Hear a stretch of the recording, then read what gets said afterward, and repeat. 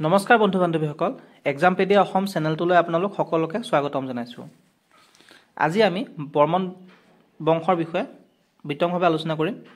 ইয়াৰ আগতে আমি এনচিয়েণ্ট আছাম হিষ্ট্ৰীৰ আণ্ডাৰত বিভিন্ন মাইথলজিকেল ৰুলাৰৰ বিষয়ে আলোচনা কৰিলোঁ।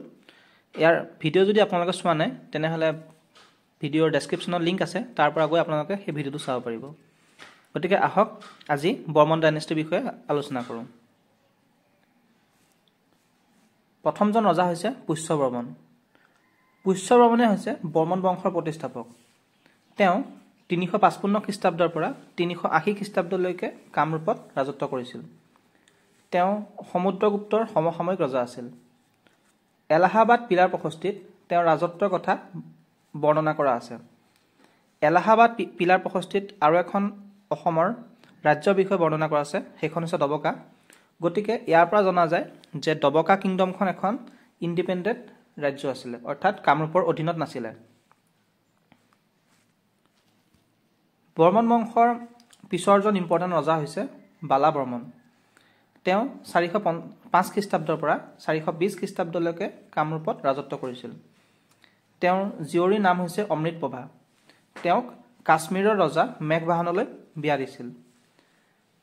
অমৃতপ্ৰভাই কাশ্মীৰত গৈ কিছুমান বুদ্ধিষ্ট মনুমেণ্ট বনাইছিল। গতিকে ইয়াৰ পৰা জনা যায় যে কামৰূপতো সেই সময়ত বুদ্ধ ধৰ্মৰ প্ৰচলন আছিলে। বালা বৰ্মনৰ পিছৰজন ইম্পৰ্টেণ্ট ৰজা হৈছে কল্যাণ বৰ্মন। আমি অলপ আগত পাইছিলোঁ যে ডবকা কিংডমখন এখন ছেপাৰেট কিংডম আছিলে, কিন্তু কল্যাণ বৰ্মনে সেই ডবকা কিংডমখন এনেক্স কৰিছিল। আৰু অনুমান কৰা হয় যে কল্যাণ বৰ্মনে চাইনালৈকো কিছুমান ডিপ্ল'মেটিক মিছন পঠাইছিল। কল্যাণ বৰ্মনৰ পিছৰজন ইম্পৰ্টেণ্ট ৰজা হৈছে মহেন্দ্ৰ বৰ্মন। তেওঁ ৪৫০ খ্ৰীষ্টাব্দৰ পৰা ৪৮৫ খ্ৰীষ্টাব্দলৈকে কামৰূপত ৰাজত্ব কৰিছিল। তেওঁৱে প্ৰথম কামৰূপত অশ্বমেধ যজ্ঞ কৰিছিল বুলি জনা যায়। গতিকে ইয়াৰ পৰা জনা যায় যে তেওঁ কিমান শক্তিশালী আছিল। তেওঁ কামৰূপ ৰাজ্যখন ছাউথ ইষ্ট বেংগললৈকে এক্সটেণ্ড কৰিবলৈ সক্ষম হৈছিল। তেওঁৰ পিছৰজন ইম্পৰ্টেণ্ট ৰজা হৈছে ভূতি বৰ্মন। তেওঁ ৫১০ খ্ৰীষ্টাব্দৰ পৰা ৫৫৫ খ্ৰীষ্টাব্দলৈকে ৰাজত্ব কৰিছিল। আমি এতিয়ালৈকে যিমানকেইখন ইপিগ্ৰাফ পালোঁ তাৰ ভিতৰত বৰাগংগা ইপিগ্ৰাফখন আটাইতকৈ পুৰণি। আৰু সেই বৰাগংগা ইপিগ্ৰাফখন ভূতি বৰ্মনৰ দিনতে ৰচনা কৰা হৈছিল বা লিখা হৈছিল। তেওঁৰ আন এক মহৎ কাম হৈছে যে তেওঁ ২০০ ঘৰ ব্ৰাহ্মীণ ফেমিলিক মাটি দান কৰিছিল। এইখিনি আছিল ভূতি বৰ্মনৰ বিষয়ে। এইবাৰ আহিছোঁ ভাস্কৰ বৰ্মন। ভাস্কৰ বৰ্মন হৈছে এই বংশৰ শ্ৰেষ্ঠ ৰজা। তেওঁক কুমাৰ ৰজা বুলিও জনা গৈছিল। তেওঁ ৫৯৪ খ্ৰীষ্টাব্দৰ পৰা ৬৫০ খ্ৰীষ্টাব্দলৈকে কামৰূপত ৰাজত্ব কৰিছিল। তেওঁ হৰ্ষবৰ্ধনৰ সমসাময়িক ৰজা আছিল, তথা হৰ্ষবৰ্ধন তেওঁৰ এজন ভাল বন্ধু আছিল। এতিয়া আমি প্ৰায় এটা কুৱেশ্যন দেখোঁ যে হৰ্ষবৰ্ধনৰ ৰাজসভালৈ ভাস্কৰ বৰ্মনে প্ৰেৰণ কৰা ৰাজদূতজন কোন আছিল?